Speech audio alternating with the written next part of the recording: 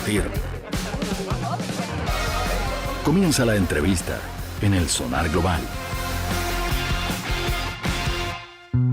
7:40, estamos de regreso y está en contacto con nosotros don Alberto Mayol. Alberto, ¿cómo estás? Muy buenas tardes. Acá ya debe ser tardísimo, como las 11 de la noche, ¿no?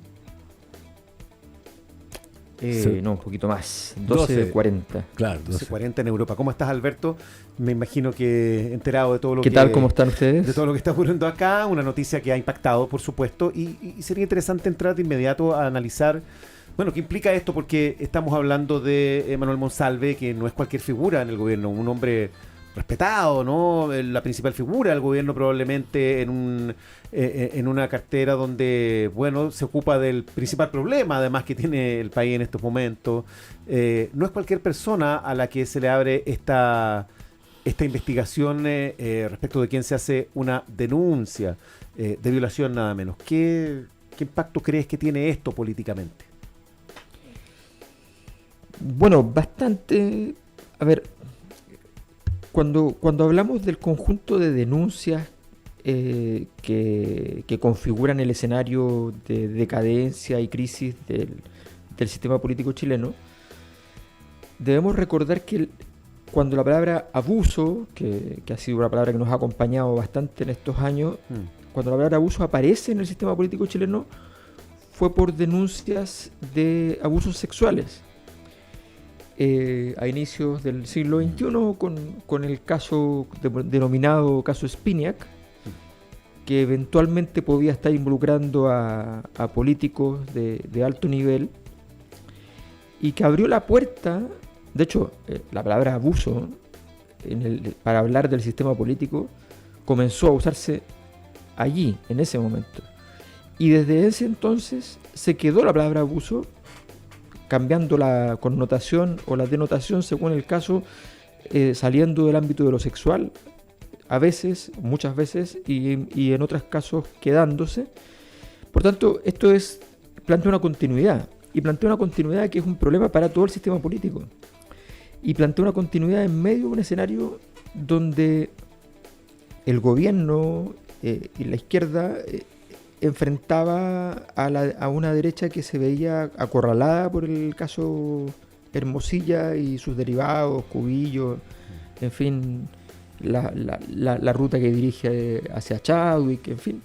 En medio de todo eso, con un cambio de narrativa muy grande en 2-3 meses, y con un cambio de escenario político también muy grande en 2-3 meses, a tal punto que la izquierda estaba llegando a esta elección municipal y de gobernadores con una cara bastante distinta a la que se proyectaba hace 5 o 6 meses.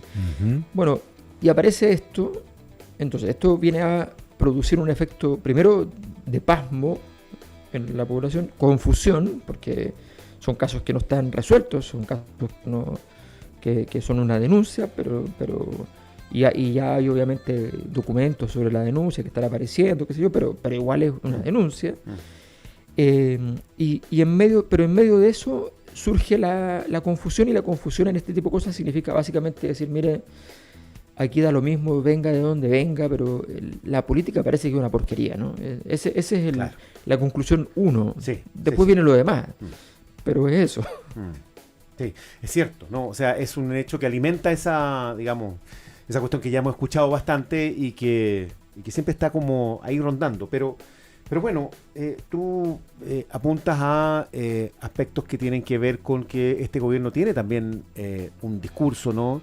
Respecto del tema de los abusos, el tema del feminismo, y desde esa perspectiva también, bueno, es imposible no considerarlo al momento del análisis. No, por supuesto. Y es complejo porque además ha tenido una conducta con las denuncias que ha sido a veces radical.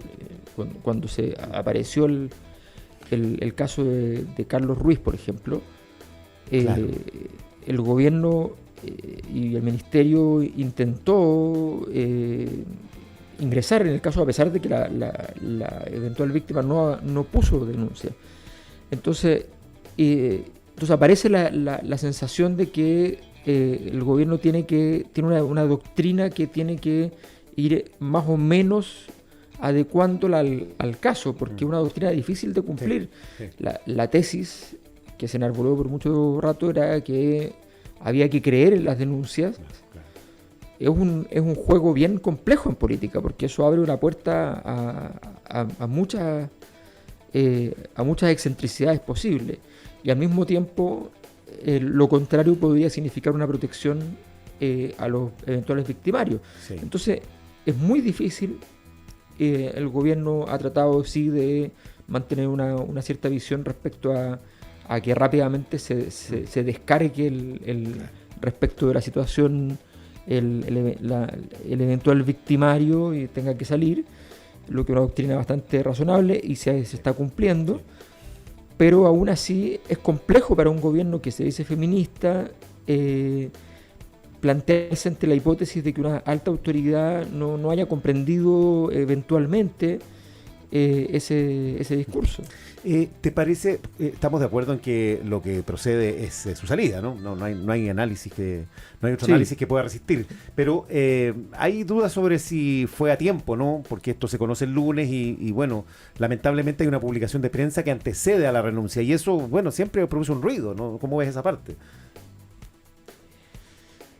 Bueno, son esos accidentes que se ven muy mal, pero que en realidad tienen un lado razonable.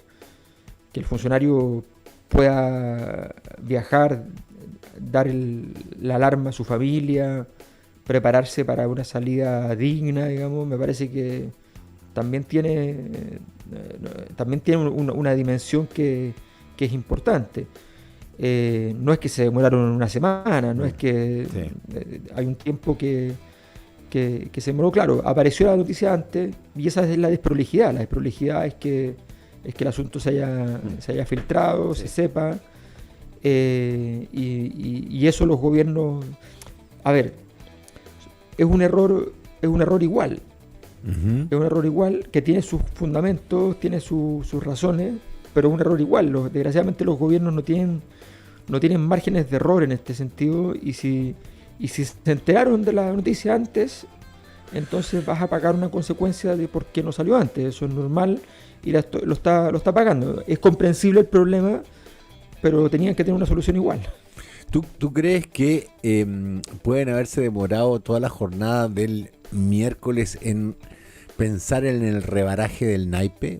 Acá especulaba yo, quiero decir, no voy a echarle la culpa a otros de mis suspicacias.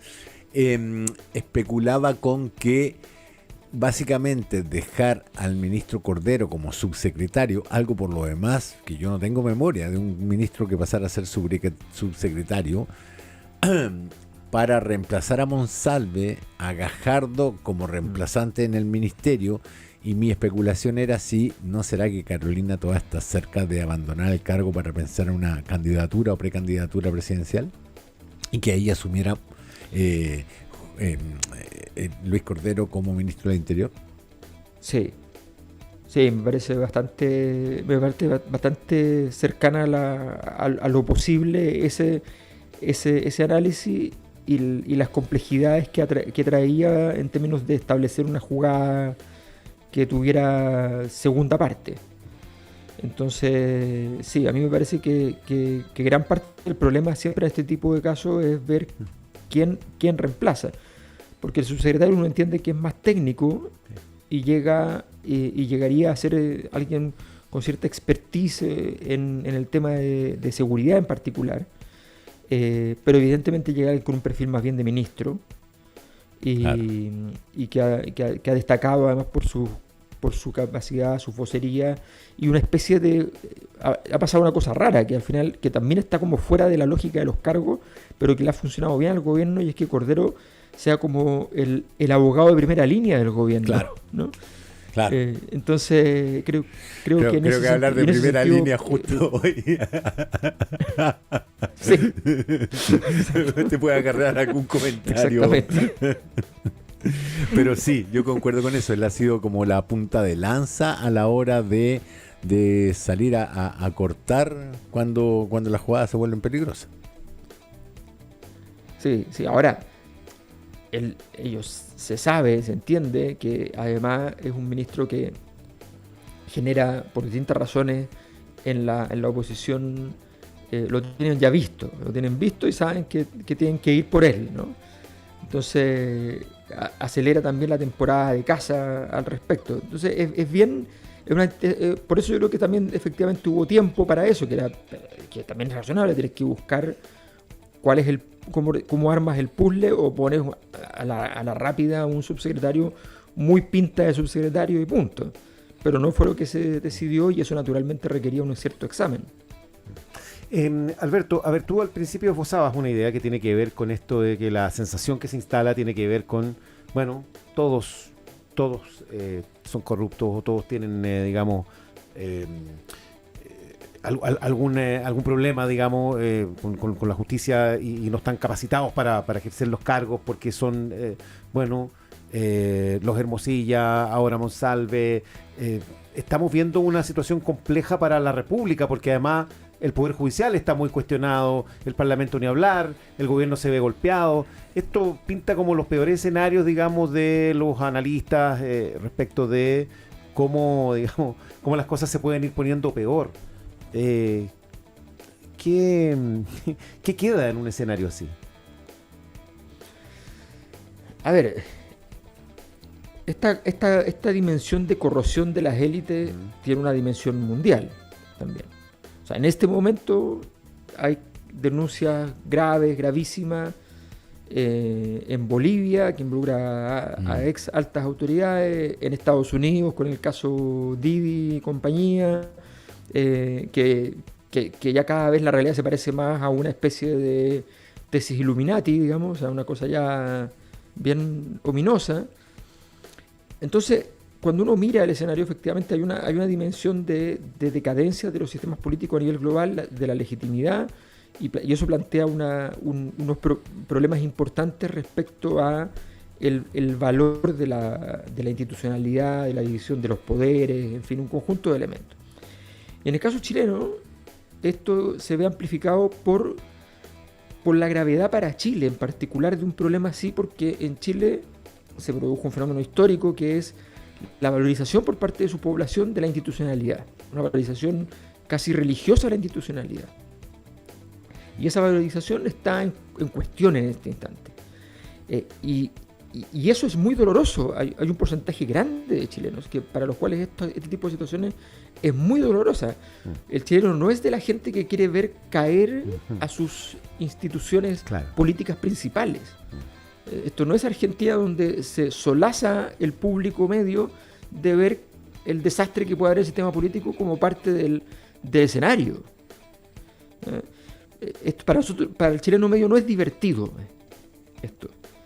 Y en medio de esta situación, entonces, estar viendo que sistemáticamente estamos hablando de que se degradan gravemente los poderes del Estado. Entonces, y todo este circo, absolutamente todo, conduce a esa degradación de manera radical, que es además súper comprensible, es una jugada lógica dentro del escenario. ¿Por qué? Porque los dos intentos de soluciones institucionales que se buscaron en la crisis de Chile fracasaron, los dos procesos constituyentes. Claro. Y ese fracaso significa que el resto de las instituciones van a seguir cayendo en su legitimidad, y es lo que estamos viendo. Se abren las heridas más grandes, la putrefacción es más grande, porque sencillamente la hemorragia sigue.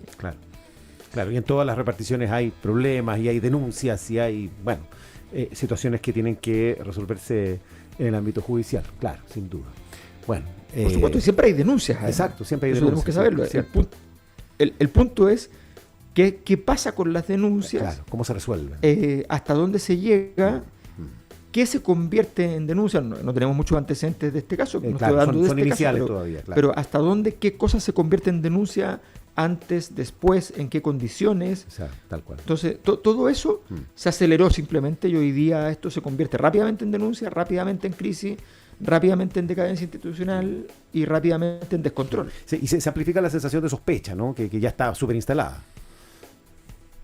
Totalmente. Todo es sospechoso. La sensación de que las élites sencillamente además que esto produce una cosa que es más grave, que es la sensación de que las élites solo sirven para hacer tonterías, ¿ya? Y que sencillamente nadie entiende para qué existen. Empieza a aparecer esa sensación de, bueno, la gran pregunta, ¿para qué existen estos tipos si a lo que se dedican es a esto? Y ese es el elemento fundamental de ilegitimidad. La ilegitimidad no es reprobación. La ilegitimidad es cuando tú te preguntas, claro, ya no entiendo para qué sirven estos tipos con esos cargos. Claro. O sea, entiendo, pero no sirven para nada de lo que fueron creados, digamos. Claro, esa es la sensación. Claro, ahora hay un punto. Pero además, hay un punto que creo que hemos conversado antes y que tú esbozaste. Hay una crisis en Latinoamérica y también en el mundo, este tipo de cosas.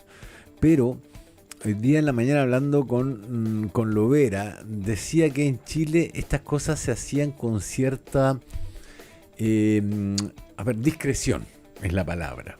Y estoy hablando de lo de Muñoz, que fue justo ayer. El juez Muñoz. El juez Muñoz destituido después de un proceso que, según los juristas que han venido a hablar acá, está absolutamente viciado. Absolutamente. Tanto desde la Cámara de Diputados como en la Cámara de Senadores, como en el procedimiento, etcétera. Eso ayer, donde el legislativo se mete en el terreno judicial, y hoy en el ejecutivo se da esto. Estamos hablando de una... y es una tesis mía, de una completa decadencia del sistema político chileno. Sí, totalmente. Yo hace unos años escribí respecto a las élites políticas un libro que por algo se llamaba Autopsia. Claro. Lo que estamos viviendo es la autopsia, no estamos viviendo un escenario teatral donde los actores están jugando, no, están todos muertos. Lo que pasa es que un político, por definición, nunca se entera que está muerto. Claro. Entonces, porque esa es la gracia, esa es la gracia de los políticos. Entonces, pero efectivamente está la situación que tiene el sistema político es muy decadente. Ese es el gran riesgo para los jugadores nuevos, como este gobierno, donde la posibilidad de quedar vinculado a eso es muy elevada también. Pero las complejidades que supone y esto que pasó con la Cámara, a ver, los poderes, en la medida en que se ven arrastrados por esta ola, tratan de escapar del mal y quedar en el lado del bien. Y entonces buscan cualquier mecanismo para eso. Ahí es donde se saltan las instituciones, primero con las más nobles intenciones, un poco egoístas, pero dentro de todo con cierta nobleza, salvar la propia institución. Porque, seamos justos, el caso Hermosilla explotó en el sistema judicial porque fundamentalmente, de hecho para afuera de Chile, es una crisis del sector judicial para efectos internacionales, ¿no? Y por tanto es menos importante, pero en realidad es una crisis del sistema político. Claro. Pero a todos les acomoda más o menos que se vaya para los tribunales. Trabajaba con el ministro del Interior y primo del presidente. Es evidentemente político. Por supuesto, y era el abogado operador y conceptualizador al mismo tiempo de las decisiones de Estado, dicho por la misma gente del gobierno de entonces. No estamos hablando de una hipótesis, es una realidad. O sea, en ese momento la gente que hablaba respecto al gobierno desde dentro y después con los libros que hay escritos y qué sé yo, pero se decía, bueno, esto se tiene que definir con Hermosilla, con Chávez, con Piñera, qué sé yo, con ese grupo. Alberto Mayol, te damos las gracias por conversar con nosotros en esta jornada. Sabemos que es tarde por allá en Europa, pero bueno, valió la pena. Descanse. Para nosotros valió. No, por supuesto. Gracias. Chao, Alberto. Muchas Un abrazo. Chao.